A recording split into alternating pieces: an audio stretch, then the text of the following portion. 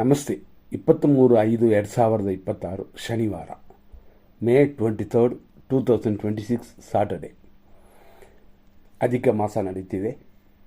ಇವತ್ತು ದುರ್ಗಾಷ್ಟಮಿ. ಅದು ಅಲ್ಲದೆ ಇವತ್ತು ಸೂರ್ಯೋದಯ 5:53ಗೆ. ಅಷ್ಟಮಿ ನಡೀತಿದೆ ಬೆಳಗ್ಗೆಯಿಂದ. ರಾತ್ರಿ ಅಂದರೆ 12 ಗಂಟೆ ಎಲ್ಲ ದಾಟಿದ ಮೇಲೆ ಬೆಳಗಿನ ಜಾವ 4:27ವರೆಗೂ ಅಷ್ಟಮಿ. ಅಷ್ಟಮಿ ಶುಭವಲ್ಲ. ಆಮೇಲೆ ಬರೋದು ನವಮಿ. ಹಂಗಾಗಿ ಇವತ್ತೂ ನಾಳೆನೂ ಶುಭವಲ್ಲ. ಅದೇ ಸಮಯದಲ್ಲಿ ಮಖಾ ನಕ್ಷತ್ರವಿದೆ. ಇವತ್ತು ನಕ್ಷತ್ರ ದೋಷವಿಲ್ಲ. ಅಮೃತ ಮತ್ತು ಪದ್ಮ ಇದೆ. ಈ ಮಖಾ ನಕ್ಷತ್ರ ಇರೋದು ರಾತ್ರಿ ಅಂದರೆ 12 ಗಂಟೆ ಎಲ್ಲ ದಾಟಿದ ಮೇಲೆ 2:09 ಆನಂತರ ಬರೋದು ನಕ್ಷತ್ರ ಬದಲಾಗಿ ಪುಬ್ಬ ನಕ್ಷತ್ರ ಬರುತ್ತದೆ.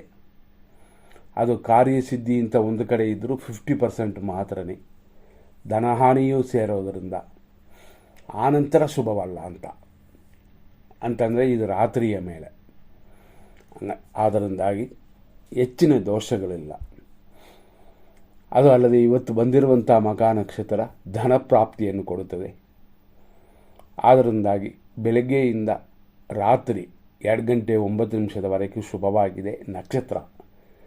ಆದರೆ ತಿಥಿ ಅಷ್ಟಮಿ ಅನ್ನೋದು ನಷ್ಟ ಅಂತ ಅರ್ಥಕ್ಕೆ ಇರೋದರಿಂದ ದಿನನಿತ್ಯ ನಡೆಯುವಂಥದ್ದು ನಡೀಲಿ, ಹೊಸದಾಗಿ ಯಾವುದನ್ನು ಮಾಡೋಕ್ಕೆ ಹೋಗಬೇಡಿ.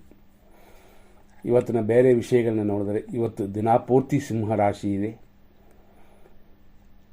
ಬೆಳಗ್ಗೆ 5:53ರಿಂದ 8:40 ಮಖಾ ನಕ್ಷತ್ರ 1ನೇ ಪಾದ. ಆನಂತರ ಮಧ್ಯಾಹ್ನ 2:03 ಮಖಾ ನಕ್ಷತ್ರ 2ನೇ ಪಾದ. ಮಧ್ಯಾಹ್ನ 2:03 ಮೇಲೆ ರಾತ್ರಿ 8:05 ಮಖಾ ನಕ್ಷತ್ರ 3ನೇ ಪಾದ. ರಾತ್ರಿ 8:05 ಮೇಲೆ ರಾತ್ರಿ 2:09 ಮಖಾ ನಕ್ಷತ್ರ 4ನೇ ಪಾದ. ರಾತ್ರಿ 2:09 ಮೇಲೆ ಮಖಾ ನಕ್ಷತ್ರ ಮುಗಿದೋಗಿ ಪುಬ್ಬ ನಕ್ಷತ್ರ ಸ್ಟಾರ್ಟ್ ಆಗುತ್ತದೆ. ಇದು ನಾಳೆಯೂ ಇರುತ್ತದೆ. ಈ ರೀತಿ ನಕ್ಷತ್ರ ಪಾದಗಳನ್ನು ನೋಡಿ ಹೆಸರಿಡೋಕ್ಕೂ ಉಪಯೋಗ ಆಗುತ್ತೆ. ಇವತ್ತು ರಾಹುಕಾಲ ಬೆಳಿಗ್ಗೆ 9:05ರಿಂದ 10:41. ಯಮಕಂಡ ಕಾಲ ಮಧ್ಯಾಹ್ನ 1:52ರಿಂದ 3:28. ಇವತ್ತು 100% ಶುಭ ಸಮಯ ನೋಡೋಣ. 10:43ರಿಂದ ಮಧ್ಯಾಹ್ನ 1:50. ಮಧ್ಯಾಹ್ನ 3:30ರಿಂದ ರಾತ್ರಿ 1:52. ಅದೇ ಥರ ರಾತ್ರಿ 2:11 ಮೇಲೆ 4:25 ಶುಭವಾಗಿದೆ. ಲಾಸ್ಟಾಗಿ ಕೊನೆಯಾಗಿ ಬೆಳಗಿನ ಜಾವ 5:24 ಮೇಲೆ ಶುಭವಾಗಿದೆ. ಅಂದರೆ ಬ್ರಹ್ಮ ಮುಹೂರ್ತ ಅಂತಂತೀವಲ್ಲ, ಆ ರೀತಿಯಾಗಿ. ಆದರೂ ವಾರ ಶನಿವಾರ ಇದು ನೆನಪಲ್ಲಿಟ್ಕೋಬೇಕು. ನಾವು ಫಸ್ಟೇ ಹೇಳಿದ್ವಿ ರಾಹುಕಾಲ ಯಮಕಂಡ ಕಾಲ ಸಮಯವನ್ನು. ಅದೇ ಸಮಯದಲ್ಲಿ 5:53ರಿಂದ 6:44 100% ಕೆಟ್ಟ ಟೈಮ್. 6:44ರಿಂದ 7:35 ಕೂಡ ಒಂದು ದುರ್ಮುಹೂರ್ತವಿದೆ. ಹಂಗಾಗಿ 5:53ರಿಂದ 7:35 ಅಶುಭವಾಗಿದೆ. ಈ ದುರ್ಮುಹೂರ್ತವೇ ಇನ್ನೂ ಮುಗಿದಿಲ್ಲ. ಅಷ್ಟರಲ್ಲಿ ಅಂದರೆ 7:28ರಿಂದ 9:40 ಮೃತ್ಯು. 9:05ರಿಂದ 10:41 ವಿಷಕಾಲ. ಖಂಡಿತವಾಗಿಯೂ ಬೆಳಿಗ್ಗೆ 5:53ರಿಂದ 10:41 ಅಶುಭವಾಗಿರುತ್ತೆ. ಮಧ್ಯಾಹ್ನ 1:52 ಮೇಲೆ 3:28 ಯಮಕಂಡ ಕಾಲ. ರಾತ್ರಿ 1:54 ಮೇಲೆ ರಾತ್ರಿ 2:09 ಮೃತ್ಯು. ಅದೇ ಥರ ಕಂಟಿನ್ಯೂ ಆಗಿ 5:22 ಮೃತ್ಯು ಇದೆ. ಇದೆಲ್ಲ ನೋಡಿಕೊಂಡು ನಿಮ್ಮ ಕಾರ್ಯಗಳನ್ನ ಮಾಡ್ಬೋದು. ಬಿಗಿನರ್ಸ್ಗೆ ಅಂದರೆ ಅಸ್ಟ್ರಾಲಜರ್ಗೆ ಕೆಲವು ಮಾಹಿತಿ ಕೊಡ್ತೀವಿ. ಇದನ್ನು ಅವರುಗಳು ಕಂಟಿನ್ಯೂ ಮಾಡ್ಬೋದು, ಎಲ್ಲರೂ ನೋಡ್ಬೋದು. ಆದರೂ ಅವ್ರಿಗೆ ಇಂಪಾರ್ಟೆಂಟ್ ಆಗಿ ಬೇಕಾಗುತ್ತದೆ ಅಂತ. ಯಾಕೆಂದರೆ ಈ ಮುಹೂರ್ತಗಳು ಫಿಕ್ಸ್ ಮಾಡೋದರಲ್ಲಿ ಕೆಲವು ವಿಷಯಗಳು ಬರುತ್ತದೆ. ಈಗ ಮಧ್ಯಾಹ್ನ 3:30 ಮೇಲೆ ರಾತ್ರಿ 1:52 ಶುಭವಾಗಿದೆ ಅಂತೀವಿ. ಶುಭವಾಗಿರೋದು ಸರಿಯೇ. ಅದು ಏನೇನು ಅಂತ ಡೀಟೇಲ್ ಗೊತ್ತಾದರೆ ಇನ್ನಷ್ಟು ಚೆನ್ನಾಗಿರುತ್ತದೆ ಗುರುಗಳೇ ಅಂತ ಕೆಲವರೆಲ್ಲ ಕೇಳಿದರು. ಮಧ್ಯಾಹ್ನ 3:30 ಮೇಲೆ ಸಂಜೆ 5:04 ಧನಲಾಭ ಕಾಲ. ಅದೇ ಥರ 3:53ರಿಂದ 6 ಗಂಟೆಯವರೆಗೂ ಶುಭ ಮುಹೂರ್ತ. ಅಂದರೆ ನಾವು ಕೊಟ್ಟಿರೋದು ಮಧ್ಯಾಹ್ನ 3:30ರಿಂದ ರಾತ್ರಿ 1:52ವರೆಗೂ ಚೆನ್ನಾಗಿದೆ ಅಂತ ಕೊಟ್ಟಿದ್ದೀವಿ. ಅದರಲ್ಲಿ ಪರ್ಟಿಕ್ಯುಲರ್ ಟೈಮ್ ನಾವು ಈಗ ಕೊಡೋದು.